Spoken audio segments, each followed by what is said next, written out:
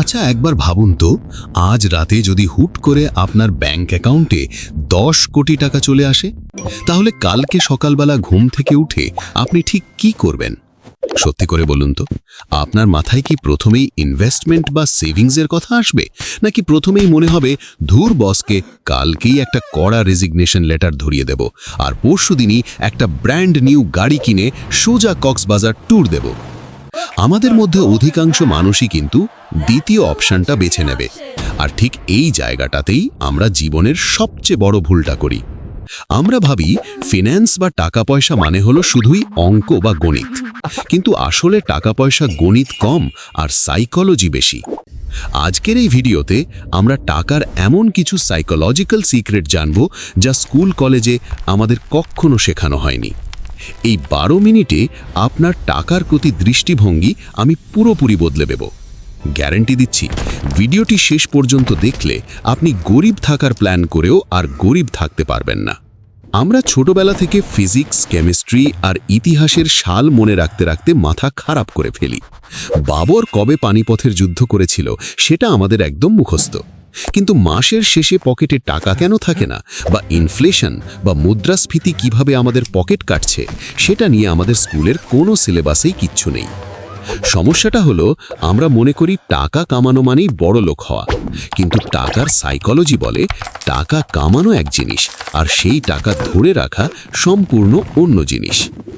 আমাদের সমাজে একটা কথা খুব প্রচলিত, টাকা কি গাছে ধরে? বিশ্বাস করুন, টাকা গাছে ধরে ঠিকই, কিন্তু আপনি যদি টাকার সাইকোলজি বা মনস্তত্ত্ব বুঝেন, তবে আপনি টাকার এমন বাগান বানাতে পারবেন যেখানে আপনি রাতে ঘুমিয়ে থাকলেও টাকার ফলন হতে থাকবে। বিষয়টা পানির মতো সহজ করার জন্য চলুন একটা গল্প দিয়ে শুরু করি। আমাদের গল্পের হিরো হলো বল্টু।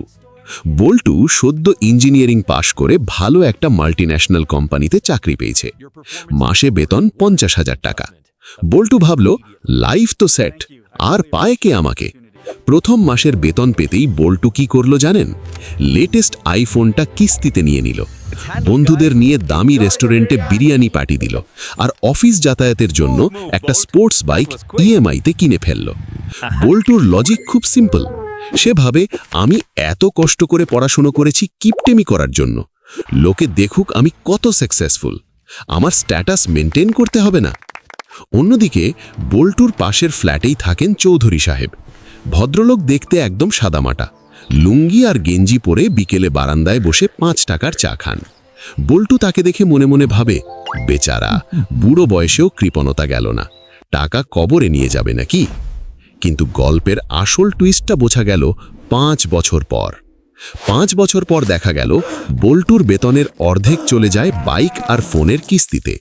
ক্রেডিট কার্ডের বিল শোধ করতে গিয়ে তার জান খারাপ অবস্থা। সে দেখতে বড় লোক, তার জাঁকজমক অনেক, কিন্তু আসলে সে ঋণের সাগরে ডুবছে।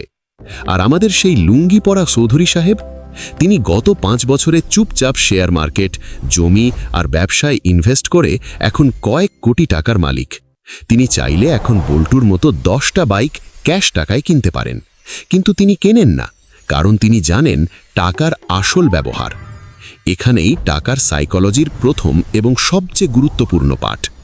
রিচ বা ধনী হওয়া আর ওয়েলদি বা সম্পদশালী হওয়া এক জিনিস নয়। বল্টু হলো রিচ, মানে তার ইনকাম বেশি, খরচও বেশি, দেখানি ভাব বেশি।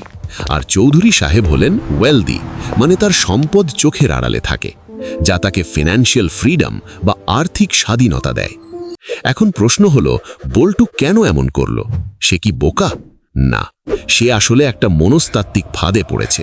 সেই ফাঁদটার নাম হলো মানুষ কি বলবে সিনড্রোম। আমরা টাকা খরচ করি এমন সব জিনিস কেনার জন্য যা আমাদের আসলে দরকারই নেই, শুধুমাত্র এমন সব মানুষকে ইমপ্রেস করার জন্য যাদের আমরা আসলে পছন্দই করি না। একটু ঠান্ডা মাথায় চিন্তা করে দেখুন তো, আপনি যখন রাস্তায় কোনো বিএমডব্লিউ বা দামি মার্সিডিজ গাড়ি দেখেন, আপনি কি গাড়ির ড্রাইভারের দিকে তাকান নাকি গাড়িটার দিকে তাকান? সত্যিটা হলো, আপনি গাড়িটা দেখেন আর ভাবেন, ইস, আমারও যদি এমন একটা গাড়ি থাকতো। আপনি কিন্তু ড্রাইভারকে পাত্তা দেননি। ড্রাইভার কে সেটা নিয়ে আপনার কোনো মাথা ব্যথা নেই। ঠিক একইভাবে আপনি যখন দামি ঘড়ি বা ফোন নিয়ে ঘোরেন, মানুষ আপনাকেই দেখে না, আপনার জিনিসটাকে দেখে, আর মনে মনে নিজের জন্য সেটা কামনা করে। তাই শো অফ বা ফোটানি করার জন্য টাকা খরচ করা হলো পৃথিবীর সবচেয়ে বোকামি সিদ্ধান্ত। আচ্ছা দর্শক বন্ধুরা, এই ফাঁকে আপনাদের কাছে আমার একটা প্রশ্ন। আপনার কি এমন কোনো বন্ধু আছে যে বেতনের চেয়ে বেশি ভাব দেখায়? কমেন্ট বক্সে তার নাম মেনশন না করে শুধু হ্যাঁ বা না লিখুন তো, দেখি আমাদের মধ্যে কতজন ভুক্তভোগী আছেন। এবার আসি টাকার সাইকোলজির সবচেয়ে শক্তিশালী অস্ত্রে, যার নাম কম্পাউন্ডিং। এটাকে আইনস্টাইন বলেছিলেন দুনিয়ার অষ্টম আশ্চর্য। এটা অনেকটা বাসি বিরিয়ানির মতো। শুরুতে মনে হয় সাধারণ, কিন্তু সময় গেলে এর আসল স্বাদ বোঝা যায়।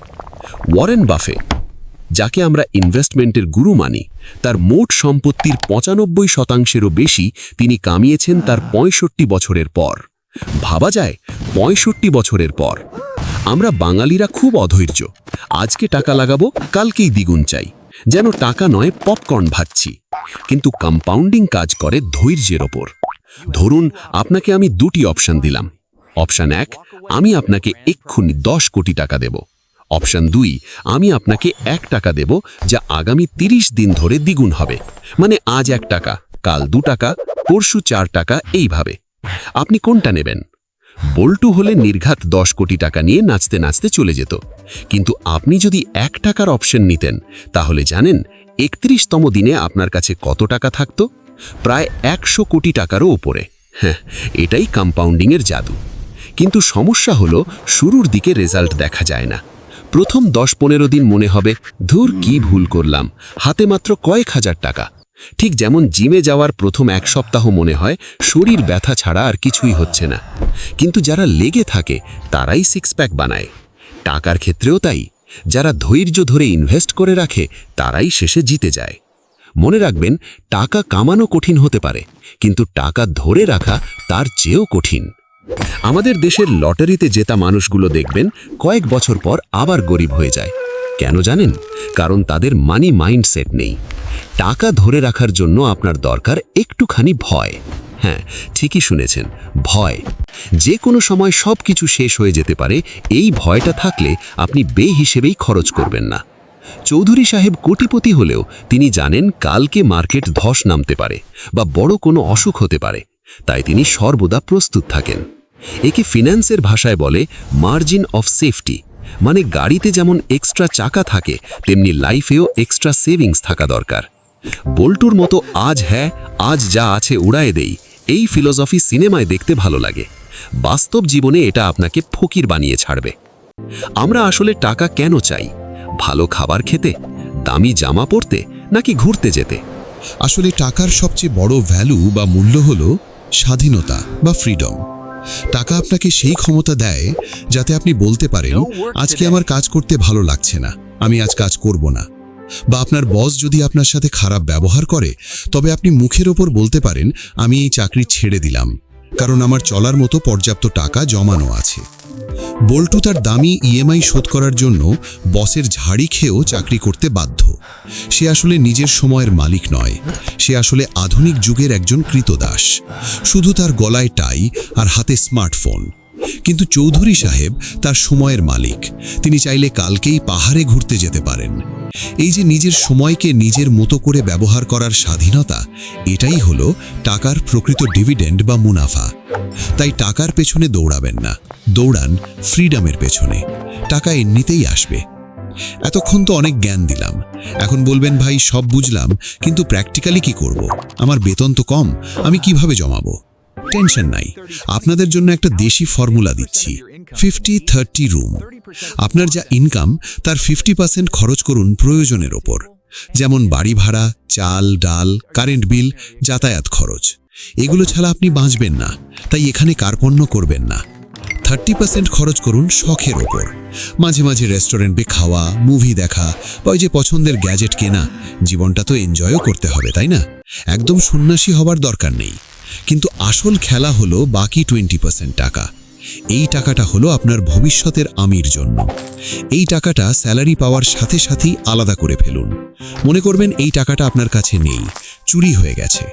এই 20% টাকা ভুলেও ব্যাংকের সেভিংস অ্যাকাউন্টে ফেলে রাখবেন না, কারণ ব্যাংকের সুদের চেয়ে ইনফ্লেশন বা জিনিসের দাম বাড়ার গতি বেশি। মানে ব্যাংকে অলস টাকা রাখা আর বরফ পকেটে রাখা একই কথা। আস্তে আস্তে গলে সাইজ ছোট হয়ে যাবে। তাই এই টাকাটা সঞ্চয়পত্র, মিউচুয়াল ফান্ড বা ভালো কোনো জায়গায় ইনভেস্ট করুন, যাতে টাকা আপনার জন্য কাজ করতে পারে। আরেকটা গুরুত্বপূর্ণ বিষয়, হিংসা বা জেলেসি। ফেসবুক বা ইনস্টাগ্রামে অন্যের ভেকেশন বা নতুন গাড়ির ছবি দেখে ডিপ্রেশনে ভুগবেন না। মনে রাখবেন, সোশ্যাল মিডিয়া হলো মানুষের জীবনের হাইলাইট রিল। কেউ তাদের লোন বা ঋণের কাগজ ফেসবুকে পোস্ট করে না। বল্টু তার বন্ধুর দুবাই ট্রিপ দেখে লোন নিয়ে থাইল্যান্ড গেল, ফিরে এসে দেখল পকেট গড়ের মাঠ। কাউকে নকল করে নিজের লাইফস্টাইল ঠিক করবেন না। আপনার দৌড় আপনার নিজের সাথে। গতকাল আপনি যা ছিলেন, আজ তার চেয়ে একটু আর্থিকভাবে ভালো অবস্থানে আছেন কিনা সেটাই আসল। বাকি দুনিয়া কি করলো তাতে আপনার কিচ্ছু যায় আসে না।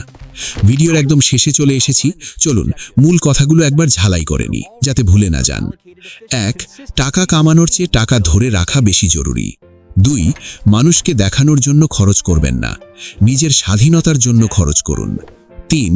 কম্পাউন্ডিংয়ের জাদুতে বিশ্বাস রাখুন, ধৈর্য ধরুন, রাতারাতি বড়লোক হওয়া যায় না। 4. 50-30 রুল মেনে চলুন। টাকার সাইকোলজি বুঝলে জীবনটা অনেক সহজ হয়ে যায়। টাকা তখন আর আপনার টেনশনের কারণ হবে না, বরং আপনার শান্তির কারণ হবে। আমাদের গল্পের বল্টু তো তার ভুল বুঝতে পেরেছে। সে এখন চৌধুরী সাহেবের কাছ থেকে পরামর্শ নিচ্ছে। আশা করি আপনিও বুঝতে পেরেছেন। এখন সিদ্ধান্ত আপনার। আপনি কি বল্টুর মতো শো অফ করে জীবন পার করবেন, নাকি চৌধুরী সাহেবের মতো বুদ্ধিমান হয়ে আসল বড়লোক হবেন? ভিডিওটি যদি আপনার জীবনের সাথে একটুও রিলেট করতে পারেন, তবে এখনই একটা লাইক দিন। এটা ফ্রি, কিন্তু আমাকে অনেক উৎসাহ দেয়। আর কমেন্ট করে জানান আপনি কি সেভিংসে বিশ্বাসী নাকি খরচে। আর হ্যাঁ, আগামী ভিডিওতে আপনারা কোন টপিক দেখতে চান? 1. শেয়ার মার্কেট নিয়ে একদম সহজ গাইড, নাকি 2. ছাত্র বয়সে টাকা জমানোর নিনজা টেকনিক? ঝটপট কমেন্টে 1 বা 2 লিখে জানিয়ে দিন। আপনাদের কমেন্টের ওপর ভিত্তি করেই পরের ভিডিও বানাবো। ভালো থাকবেন আর টাকার যত্ন নেবেন, কারণ আপনি আজ টাকার যত্ন নিলে কাল টাকা আপনার যত্ন নেবে। ধন্যবাদ।